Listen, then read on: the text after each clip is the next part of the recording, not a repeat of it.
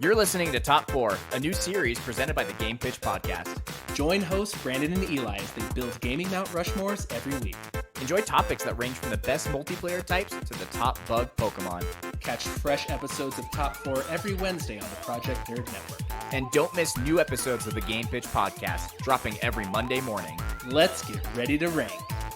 Hello and welcome to the Top 4 and More podcast, presented by Game Pitch on the Project Nerd Network. I'm Eli, and I'm joined, as always, by my buddy Brando. Brando, how you feeling, bud?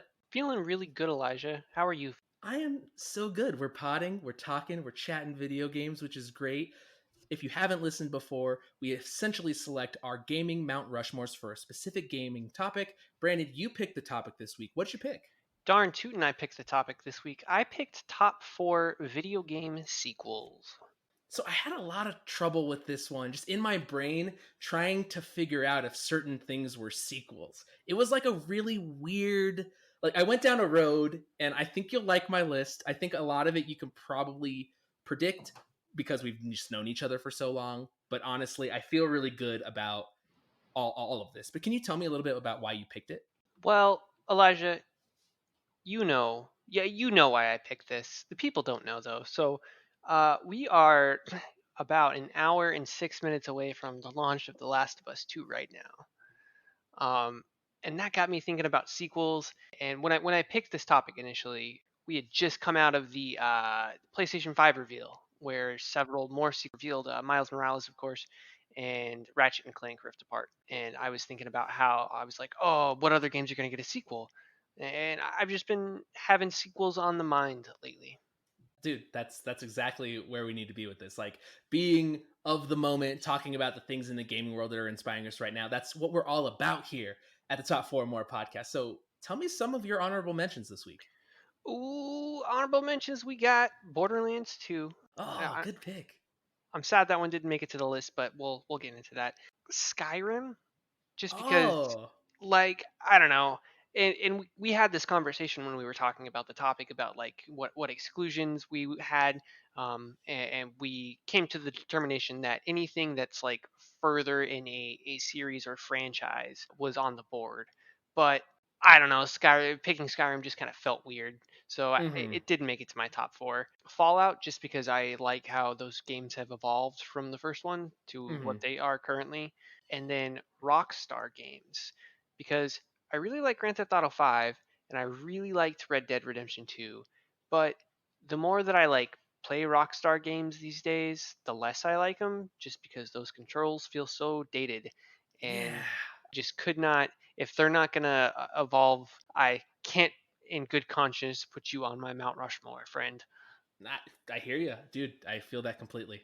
Let's hear some of your honorable mentions, though. So it's funny that you brought up Last of Us 2, because I put Last of Us Part 2 as an honorable mention. Haven't played the game, but I already know it's the best. It should be the best sequel of all time if any of the reviews are to be believed. I also put Pokemon Snap 2 on here as a joke initially earlier this week, because I was like, yeah, it'd be the best thing ever if they ever made it. That was going to be my gag, and that they're making a new Pokemon Snap. So I don't know if I summon this into existence, if I am a psychic or a Sherpa or whatever it is, but you're welcome. Thank you. Those are good honorable mentions. So I would say my actual, my real ones, Super Metroid's on there, Kingdom Hearts 2, Time Splitters 2, Uncharted 4, Mario Kart 64, and then my last honorable mention, because I had trouble with thinking of the Zelda series, are they all sequels to each other, or the only ones that I feel are sequels are the direct follow-ups, whether that's your Majora's Mask or Ocarina. But I actually ended up picking as an honorable mention Link Between Worlds as a follow-up to Link to the Past, because I think Link to the Between Worlds is way underrated and way better than a lot of the Zelda games out there. I was going to say, isn't that well, maybe we'll save that for another list. But cool, there's some really good stuff on there, Elijah. Those are some quality games. Yeah, those are just my honorable mentions. But now we're going to get into our actual top 4s. Brandon, what's your number 4? Ooh-wee, number 4, we got Doom Eternal. Okay, good pick, buddy. Dude, I fucking love that game. Again, it's funny that you put Last of Us 2 on your honorable mentions, because I was thinking when Doom came out, when I played it, I was like, oh man, this is my second favorite game of the year. again, Last of Us is just going to be something else on, something in its own league. But I get it. You're already thinking like ahead. You're like, oh, this. What a great runner-up. This is. yeah. I feel you. But the fact that I can like make that decision so confidently when that was third month into the year, that truly is like a super solid game. No, I was just gonna say I watched my roommate play some of it, so it seemed like to me the coolest thing about it was the dimensionality and the freedom of movement. Whether it was like the shotgun with like the grapple hook or just the way you were bouncing around, that really impressed me. But I'm sure that you have a lot of points that you want to highlight about the game.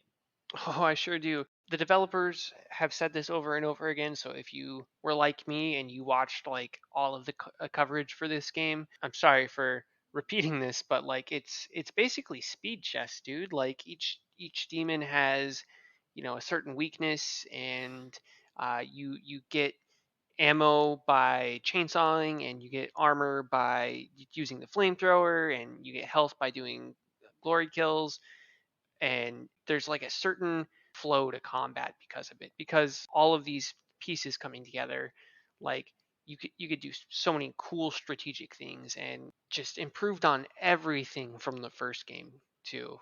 That's one of the other like things that I always want to touch on when we're going through our lists here, and I'm going to be asking this, but like, how does it improve from a previous game in the franchise? Like, obviously, like Doom more or less, started the first person shooter revolution, and to see it turn into this is just really cool.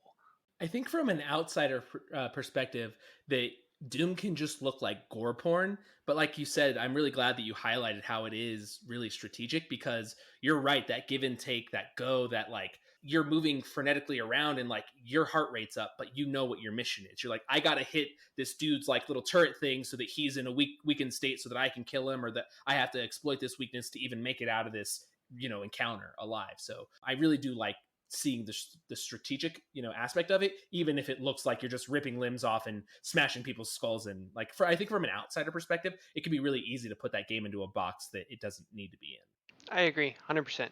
100%. Especially, I mean, yeah, it's about fighting demons in hell. That's the other thing, man. Just fighting demons in hell is pretty cool. It's pretty cool. Ah, man, they even expanded on like the lore and storytelling of this one. There were like full blown cutscenes, and it's just, man. Did this one get gamified a little bit more? Because I remember seeing that there was like a hub world, and it seemed like there were more like missions and challenges and like smaller things like that. Like that it did get like really gamified, like more than it was before. Maybe. Yeah. Oh, big time. Like big time, dude. There's a hub world with unlockables in the hub world from things that you obtain in the mission levels. There's a ton of platforming, surprisingly, like a ton of platforming. It's great. Like I guess you haven't played it, but like the whole climb up to like the Doomslayer's lair, that was all platforming. And like Oh. fun platforming too. And that's a weird thing to hear someone say about the Doom franchise. Like just the words fun and platforming. You know what I mean? Yeah. Like it's like you're doing the SpongeBob thing with the rainbow, and it's just like fun platforming appears. And it's just like, what, Doom? Like what's going on here? It's very, they're even like one up symbols. I'm sure you saw that when Yeah. we're watching it play. Like, yeah, they way gamified it. Like, it's unapologetic in being very much a video game, And that's cool. That's cool to see, because that's rare. Definitely. Yeah, no, Doom Eternal's made me feel things that I haven't felt about games in a long time. It's a very special game. Awesome. So it like makes you optimistic about the future, like Yeah, because it could only get definitely. better from here, kind of stuff. Yeah. So that was my number 4, Elijah. I would love it if you would tell me what your number 4 is. It's Paper Mario: The Thousand Year Door. Not only does it look better than the original, but it's the last time that the franchise wasn't garbage.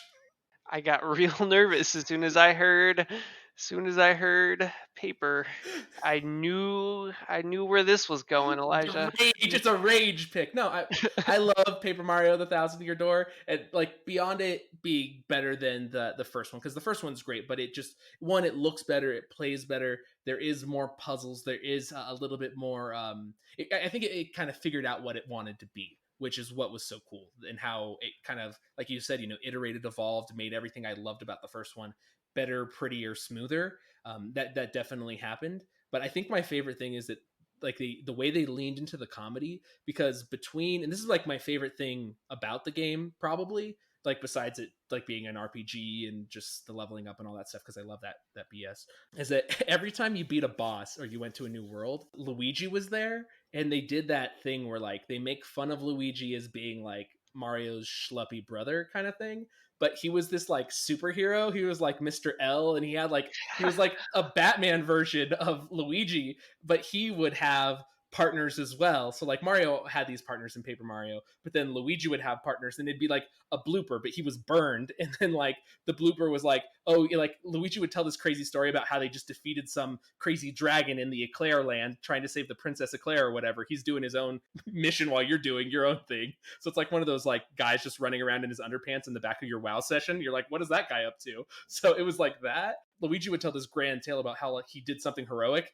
and then like the partner would be like, no, this guy sucks, he threw me into the lava and I got burnt. Like it was always this like Luigi would be like, I'm so great, it worked out, and then he was like failing upwards, and then the partner would be like, no, this is what really happened, Luigi sucks. I wish that was a game that they would just make that the side of Thousand Year Door that was Luigi's side. I would love to see that. Well, Elijah, you have fully sold me on doing whatever I need to do to play this game for the first time, because that sounds fantastic. It's so good. It's so funny. So, would you consider this a sequel to Super Mario RPG? I would not, no. It doesn't have the same characters and it's not in the same world. I would say that no, yeah, I wouldn't, because Paper Mario definitely establishes a different setup, and they're both like within the confines of you have one partner only. Here's how the action timing stuff works, the badges. It's all like, I would say the only like, because Mario and Luigi games are really good too, and those are like it's like Superstar Saga, and then like Bowser's Inside Story, the Partners in Time one. So like there are subsets within the Mario RPG genre that have like certain mechanics that are very distinct to them. And I would say, I think the one that it's weird that it didn't end up on my list, but the one that's probably the best of all of them is probably Mario and Luigi, just because of how it like takes the stuff I like from RPG and the stuff I like from Paper Mario and kind of mashes it together like it's doing a fusion dance from DBZ. But like, yeah, Mario RPG is my favorite game of all time still, but I think the best sequel that I've ever seen to a Mario RPG is Thousand Year Door. Wow, okay. I didn't realize there was a whole, well, I mean, I guess, so I've never played any of the Mario RPGs. Oh, buddy. I know. Superstar Saga is so good, man. You would love the F out of that game. Okay, Superstar Saga. I'll put it on the list. I'll buy that right after this. But that's cool that it's got like its own like multiverse. Oh, what's actually even crazier is that there is a Mario and Luigi Paper Mario fusion game that's all three of them. Like, so Paper Mario's there, regular Mario's there, and Luigi's there. It's great. It's so awesome. That sounds like the Avengers of video games, like the most ambitious video game crossover event in history. It was great. I really like the game wasn't as long or as deep as I wanted it to be, but I just enjoyed it because all my friends were together. I was like, oh, they love each other. Look at them kiss. No, okay. All right. Let's move on, pal. What's your number 3? Ooh, number 3, Sly 2: Band of Thieves. Whoa, I didn't even know you liked Sly. We've never even talked about this, have we? Dude, I love Sly Cooper. Holy crap, I didn't know that. Okay, cool. Because I had this thing where like everyone was like, Jak and Daxter's great, Ratchet and Clank's so cool, and I was like low key like, Sly's better than all of them. You guys suck. Like that was my like hipster shit. Dude, my PlayStation icon is Sly. Okay, see, I had no idea. I didn't know you liked Sly. This is great to find out. Yeah, man. He was, I guess, kind of my introduction to the PlayStation world. Honestly, like I never had a PlayStation as a kid, but my neighbors across the street did, and we always played Sly 2. We played the crap out of Sly 2, dude.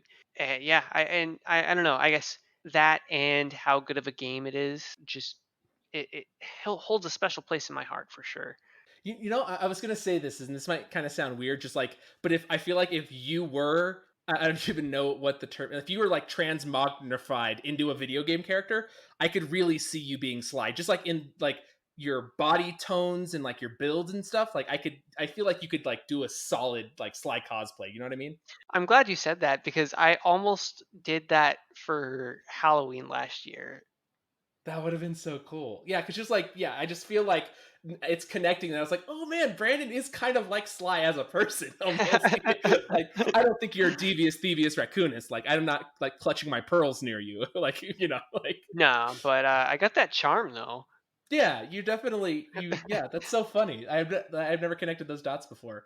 Bentley's solid. Like, it's just, I think I love heist movies just in general. So like the idea of a heist game, I think just like locks into place. It's like a Lego that fits into my life, and I'm just like, yep, that belongs. Yeah, definitely. Yeah, that's one of the cool things like about this game. Like each level, each like yeah, I'll call them levels. They're like sort of open world, and you accomplish missions within this open world. Whereas the first one was very linear. You just move from start to finish to the level, not a whole lot of exploration. So this one definitely opened up and expanded a bit. But yeah, each one is a heist, and like the worlds are so cool, the characters are so cool. Definitely a big improvement from the first one. Like there's memorable characters, memorable worlds from this game, just because the world design was so cool, and the way that you traverse the world, how like it was almost made to be your playground.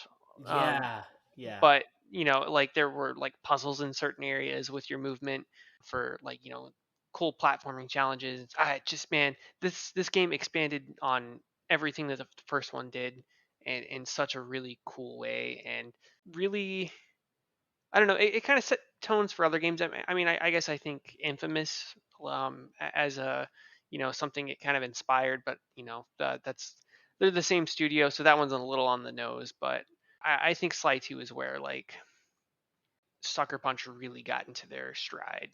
Gotcha. Where So they became a studio that you're like, I need to keep these guys on my radar.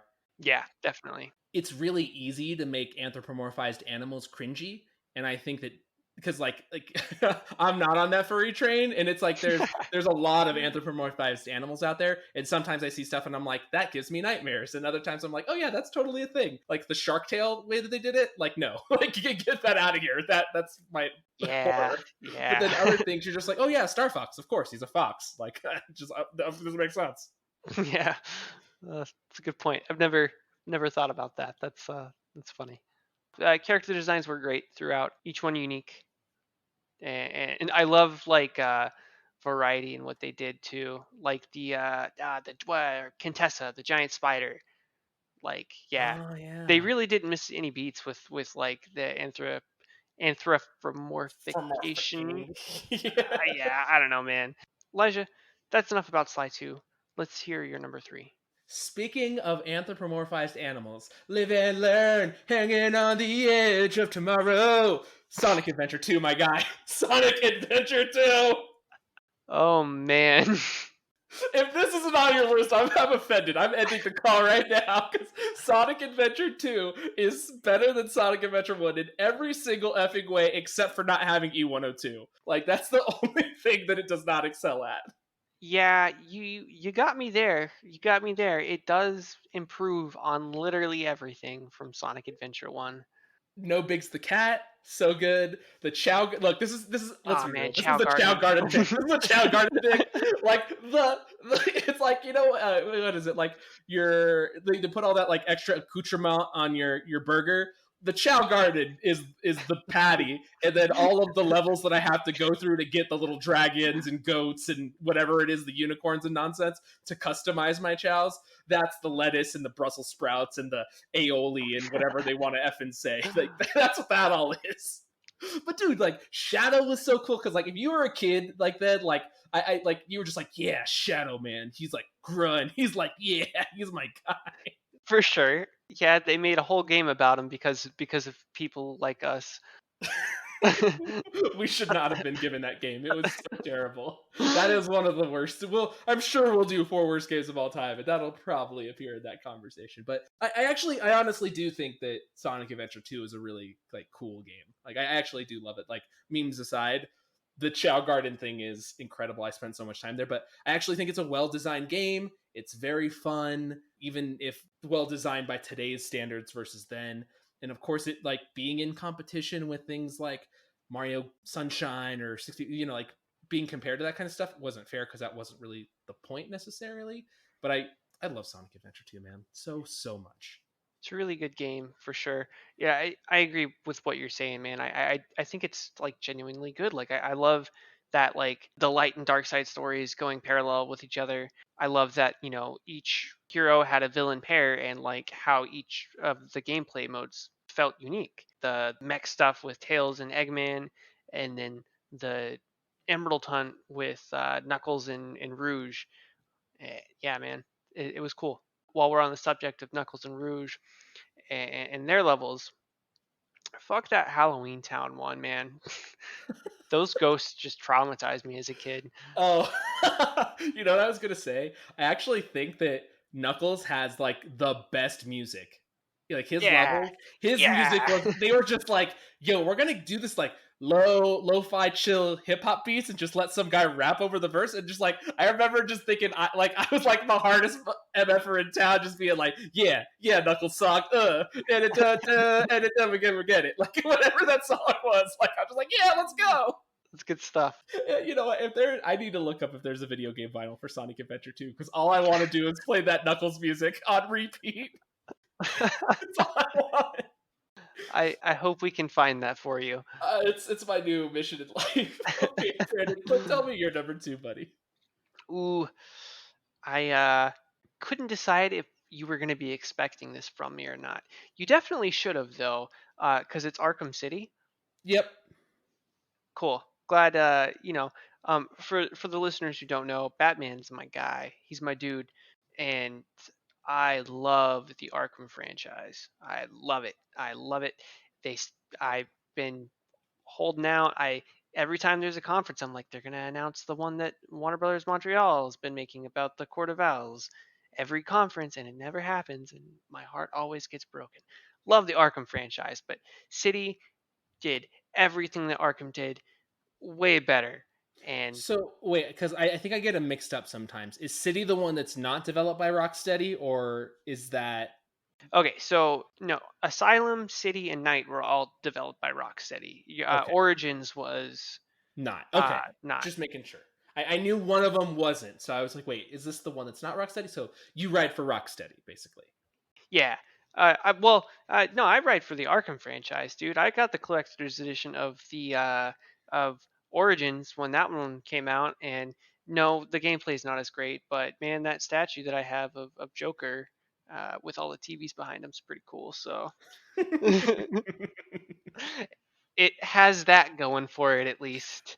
Brandon's like the game was an 8.5, then he got the statues like 9.5.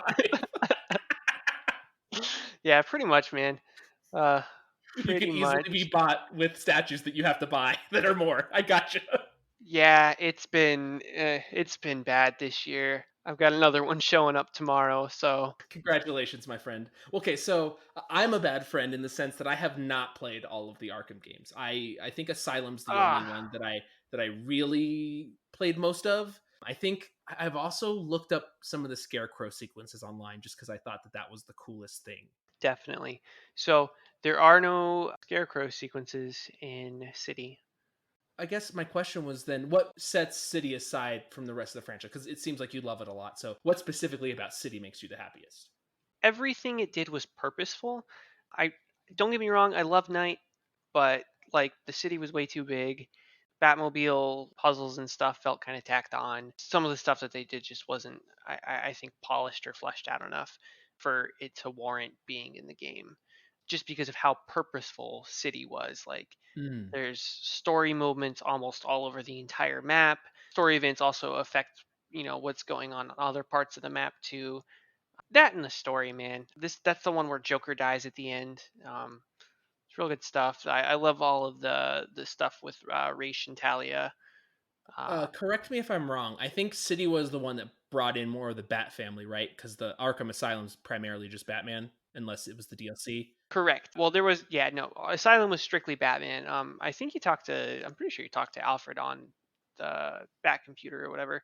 But yes, City, you talked to Oracle, I believe, at least once, and then Tim Drake shows up as well. And then yeah, that one had DLC characters too. So Nightwing and Catwoman. Oh yeah, and Catwoman. Duh. Those were all playable in like challenge rooms. Okay, cool. So specifically though, you're just saying like just the story is what won you over with Arkham? Nah, man, everything. Like like what I was going to just now, like the added Bat family, like extra challenge rooms as different characters. Because I loved the challenge rooms from the first game. When a game is fun to play, like I just always want more of it. So that added mode along with the story was cool, and so to get even more of it was great, and they expanded on it in a great way. Okay, so if I'm gonna play a game, you would say to play City if I'm gonna play any of the Bat games. Yeah, for sure. Okay, cool. So that's probably why you love it then. Yeah, man, definitely. But that's enough about Arkham City. Elijah, can I hear your number two? Yeah, this is the easiest call guess of all time for anyone. It's Halo 2. Okay. Yeah, It's I got guess I should have expected that one. Yeah, it's Halo 2, man. Not only because the multiplayer I wasted years of my life in, but the just I really like the way it starts, where it's just like I'm gonna give the Covenant back their bomb, and it's just like, yeah, step on their neck, Master Chief. And then the way it ends, even though back then I was mad that it was a cliffhanger, and he's just like, I'm gonna finish this fight, and then that became the whole marketing campaign. Like that's just like it's one of those mic drop moments that you don't want the game to end, you don't want it to be over. Like but you're just like, okay, it's cool. I get it, guys. I understand. You This is respect awesome. their hustle, yeah. Yeah, I respect it. I don't love it, but I respect it. So, Yeah. I mean, I've talked about Halo a ton of times on here, so I just really want to say that it really had so much like it's we've talked about this before, but like something living up to the expectations and like actually fulfilling the promise or like just being what you wanted it to be. Hmm. And Halo 2 lives up to that. Like I don't think that you could quite tap into what Halo 1 did, because the ring world, the flood, like all the surprises around every turn, all this new stuff you were discovering. But Halo 2 took that packaging of all this incredible stuff and it kept it going in new exciting directions, and it kept the drama, it kept building, and it wasn't a sophomore slump, which it easily could have been. And it really elevated the series to new heights, and it really signified and cemented Master Chief as one of gaming's essential figures. So I love the game. I concur. Halo 2 is great. I don't know why I didn't expect that one, but I have a feeling I know what your number one is now based Oh, off you that do. choice. You have to. You Yeah, have to. okay. But let's talk about your Yeah. number one, my friend. God of War, the PS4 one. I just watched the documentary on that, the 2 hour thing about how they like the freaking guy from Stargate who plays Kratos in the documentary. He's like crying about how like his like he's like coming to terms with like his own children and like going through the lens of Kratos, and he's like getting choked up, and I'm like, oh my god, like I felt so bad for him. I was just like, I get it, man. Like you're watching a thing and you're like, oh shit, that's me, or like I did this, or like you're realizing it, and he's also bringing that to the performance. It's so effing cool. Yeah, dude. Oh man, well, what's not to love? I again didn't have a PlayStation as a kid, so also I've mentioned this before, but like I wasn't really allowed to play rated M games, so I didn't really get into Mm-hmm. God of War until they were kind of dated, honestly. One, two, and three. Like at the time that I had first played them back on the PlayStation 4 when it first came out and PlayStation 3, but God of War 3 still looked good. But like I don't know, I thought that like the looks and the scales of the enemies was like really the only thing the game had going for it.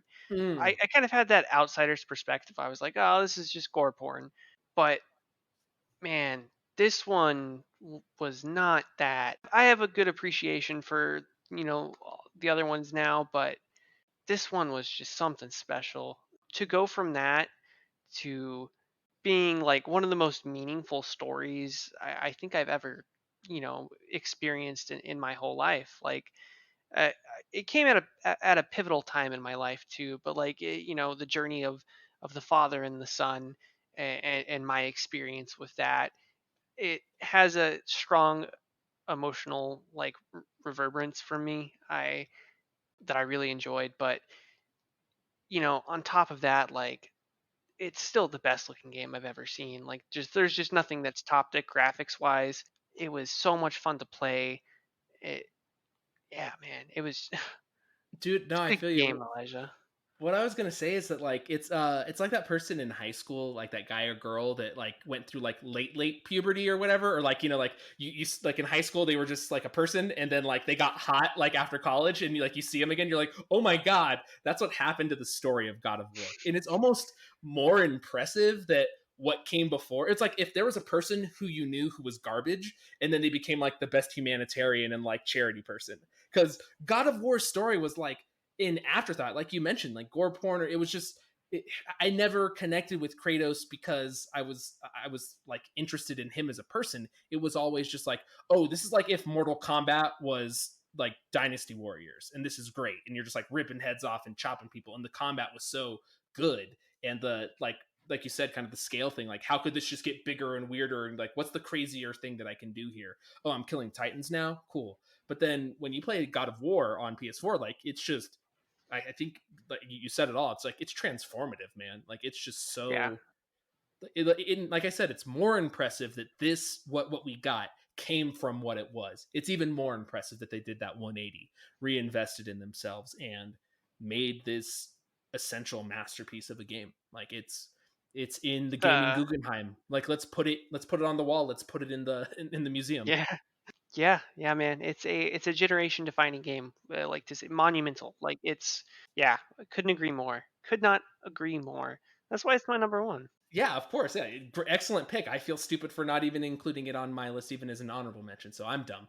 But just if you haven't played the game, I want to say spoilers real quick. Jump forward a minute in the podcast, or a minute and a half, or whatever. Because Brandon, we got to talk about the best moment of this game is when you go back to get the blades. That is by far like the get hype moment, like brought to you by Taco Bell, Baja Blast, and like every like game fuel like type of flam that can go off. I was like, yes! Like I was so hyped. I had that moment ruined for me, unfortunately. No, I had It no was idea. yeah, it was spoiled. So, but here's the thing. So because of that, I was very against the thought, like the concept of I'll keep it less spoilery now, but like the concept of that being in the game. Um, Mm, and the execution of it, I was like, yeah, let's do that. Yeah, again, it was get hype. It was for sure the get hype moment of the game. The execution on it was so good that I didn't even care about one, it getting spoiled, or two, that I just didn't like as a concept at first. yeah, she's standing at the door like shit talking you, and you're just like emotions. Well, like here, I look. It's just like you couldn't have told me in 2010 when I got done beating what God of War 2 or God of War 3 or whatever it was. You couldn't have been like, oh hey man, by the way, in 10 years you're gonna be crying because of Kratos, and I'm like, what? God of War game wouldn't make me cry, but I cried. Like I cried, dude. Like I did. Yeah, man, I cried too. I cried So too. good. Elijah, it's that time again, buddy. Let's hear your number one. Do you want to guess it real quick to see if we're Well, I mean, Mass Effect 2, obviously. Yeah, it's Mass Effect 2. Have you played that game? I know you haven't, but still, it's the No. best. It's so effing good, dude. It's so freaking good. Yeah. Oh, man. Mass Effect 2 is just, it's the top of the top, man. It's, I always talk about how Kingdom Hearts and Mass Effect are very equal for me in the sense that I think the first game has the better cover to cover story, but the systems, the graphics, everything about the game is just so limited now in a replayability stance that the second games are both so much easier to go back to because the evolution of the gameplay, the systems, the playability, the flow. So even if the second ones are kind of just riffing on the first one's story or adding to it but not being as revolutionary as the first, that ultimately the second game is the better product. And I mentioned Kingdom Hearts 2 as a honorable mention for me, and it's one of my favorite games of all time, certainly. But Mass Effect 2, when you told me sequels, I was like, man, Mass Effect 2 delivers on the promise of Mass Effect 1 in surprising ways, changes it up, and it makes your decisions. Well, it gives you the perception at the time when you're playing Mass Effect 2 that your decisions matter, and that like I've never struggled with what I've done in a video game more than Mass Effect 2. That's cool. It's cool when you can be so invested in it that like you feel that there are stakes in what you're doing. It sounds like they got to nail the execution on it too. Yeah, but to have a game to have you that invested, that's cool for sure. Well, and one of the things with the marketing is they played their best card up front, which was kind of crazy to me, is that even in the marketing, they were like, this is a suicide mission. Like that's how the entire game is framed from jump. It's just like this what you're doing is a suicide mission. Where you're going, what you're attempting to do, how this is gonna work out. All of it is like you might not come back, or you're probably not coming back. And there's this thing that they do, and the game's really cool because you don't have to collect all the characters you can get on your ship. You don't have to you don't even have to like use all of them at all. But then at the end there's this final mission, and I've never seen another game do this, and maybe there's other games that do this, but there's this really great moment where like you are, because it's you and a squad of 2 other people, so you're always a squad of 3, you're assigning the people to do other things, and the tasks are so vague that you don't know what's going to happen to them when you're assigning them these tasks. So there are you can't put everyone you care about in your party and keep them safe with you. Or did you just doom the people by putting them in your party? Are they doomed on the suicide mission with you? So you're sending these people off to these tasks, and it's just like, I have no idea what's going to happen to my favorite character in the franchise. Or like, because there's so many party members, you're just like, hey man, I've gone to this person's home planet. I found their father's like ancestral armor. I gave it to them so that we ride together forever, and now we're homies for life. Like, they're bound to me, kind of bullshit. And now you're just like, and now that person has to go fight off on the front lines, or this person has to go hack this terminal or go into this thing, and you don't know what's going to happen to them. Like, that moment was just like, how is this, like, how's the machinery of this even working? I'm so impressed. That sounds insane.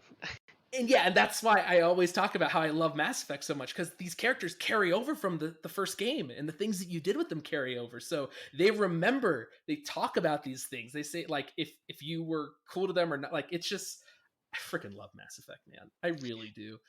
So you said you think 1 has a better cover to cover story, but you think two over, like, taking the big picture into consideration, you think 2 has the best, I guess, like, portion of the trilogy story, or It's very Star Wars that it got to be bolder and take a lot of risks because we knew it was the middle. Like, we knew Mass Effect was a trilogy at this point. So Mm. it's this thing where, like, just like with Empire Strikes Back, like, all the heaviest stuff gets to happen in that one, and then whoever's making the next movie has to deal with the consequences. Like, they got to tie up that shit. But Mass Effect 2 gets to shoot off all the big cannons and do all the crazy stuff. And like, that's why a lot of people have problems with Mass Effect 3 and the way it ends and all that stuff. But I ultimately, just like I am with Lost, and just like I am begrudgingly with Kingdom Hearts, that the journey was overall worth it, even if the destination isn't what we had pictured or what the vocal minority or vocal majority online gets flamed about. Like, just the adventure with those people I cared about mattered to me. So like, there's like, I really love Mass Effect 3 as well, and there are a lot of parts, because there's a lot of conclusions for a lot of really cool characters that I still got in that game, and I really like it because I like the characters so much. And Mass Effect 2 is a really big reason why I cared about those characters so much, because it had the freedom to really dig into the characters because they already knew more was coming. Well, damn, dude. I hope I've convinced you to play Mass Effect when it comes to remaster or whatever. Yeah, I'll do that. I can get behind that. I mean, you don't I have to. No, no, no, for sure. No, it's been on my list. Like I said, well, I mean, this. The people don't, the lovely listeners, they don't.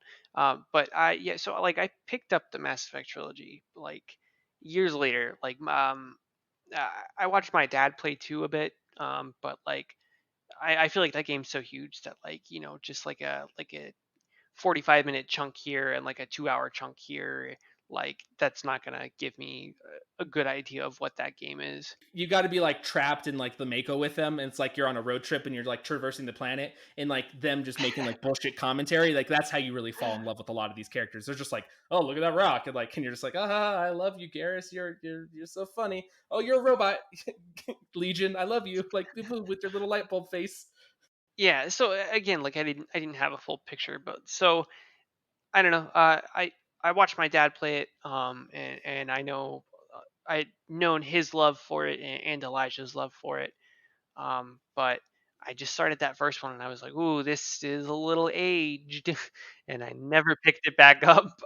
I don't think I even fully made it through that first mission, honestly.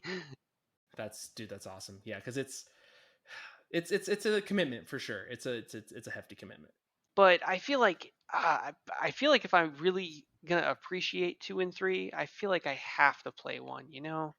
Yeah, but you can really blow through 1 really fast. Like I think if you just critical path it, I think you can get through it in probably like 8 to 10 hours, but that's Okay. probably not the point. You probably do want to spend some time with the people, do some of the side stuff.